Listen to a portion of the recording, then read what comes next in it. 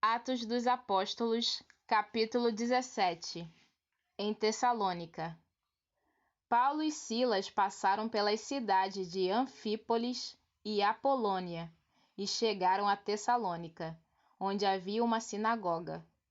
Conforme o seu costume, Paulo foi lá e nos 3 sábados seguintes falou sobre as Escrituras Sagradas com as pessoas que estavam ali na sinagoga. Paulo lhes explicava e provava que o Messias precisava sofrer e que, depois de morrer, tinha de ressuscitar. Ele dizia: "Este Jesus, que estou anunciando a vocês, é o Messias." Paulo e Silas conseguiram convencer disso algumas daquelas pessoas, as quais se juntaram a eles.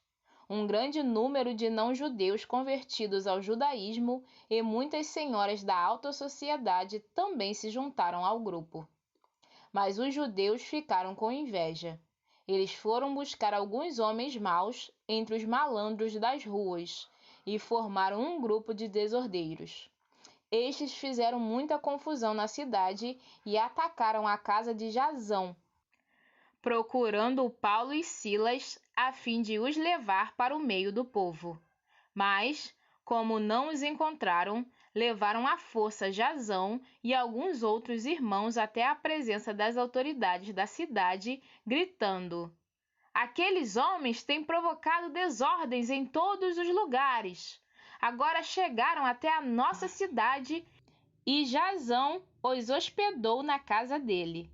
Eles estão desobedecendo às leis do imperador romano, dizendo que existe outro rei chamado Jesus." Tanto a multidão como as autoridades ficaram agitadas quando ouviram essas palavras. E as autoridades soltaram Jasão e os outros, depois que eles pagaram a quantia exigida para isso. Em Bereia. Logo que anoiteceu, os irmãos enviaram Paulo e Silas para a cidade de Bereia. Quando chegaram lá, eles foram à sinagoga. As pessoas dali eram mais bem educadas do que as de Tessalônica e ouviam a mensagem com muito interesse. Todos os dias estudavam as Escrituras Sagradas para saber se o que Paulo dizia era mesmo verdade. Assim, muitos judeus naquela cidade creram, e também não-judeus, tanto mulheres da alta sociedade, como também muitos homens. Mas, quando os judeus de Tessalônica souberam que Paulo tinha anunciado a palavra de Deus também em Bereia, foram até lá e começaram a agitar e atiçar o povo contra eles.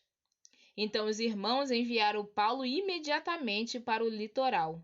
Porém, Silas e Timóteo ficaram em Bereia. Os irmãos que protegiam Paulo o levaram até a cidade de Atenas. Depois voltaram para Bereia, levando um recado de Paulo. Ele pedia que Silas e Timóteo fossem encontrá-lo em Atenas o mais depressa possível.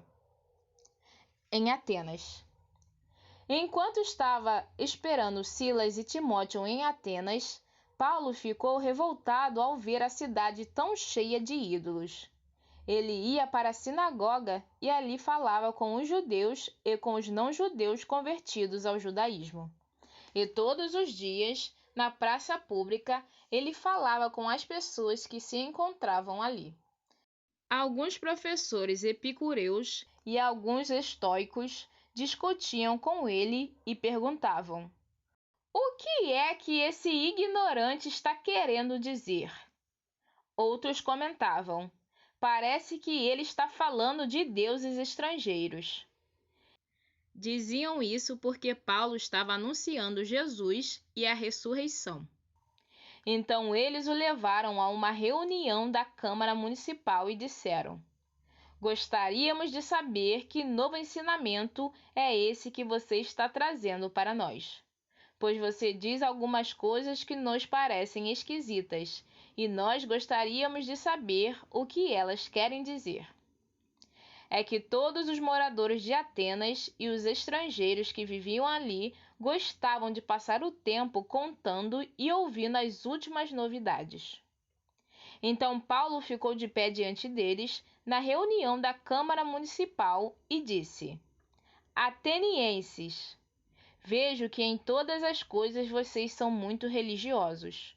De fato, quando eu estava andando pela cidade e olhava os lugares onde vocês adoram os seus deuses, encontrei um altar em que está escrito: Ao Deus desconhecido. Pois esse Deus que vocês adoram sem conhecer é justamente aquele que eu estou anunciando a vocês. Deus, que fez o mundo e tudo o que nele existe, é o Senhor do céu e da terra, e não mora em templos feitos por seres humanos. E também não precisa que façam nada por ele, pois é ele mesmo quem dá a todos vida, respiração e tudo mais. De um só homem, ele criou todas as raças humanas para viverem na terra. Antes de criar os povos, Deus marcou para eles os lugares onde iriam morar e quanto tempo ficariam lá.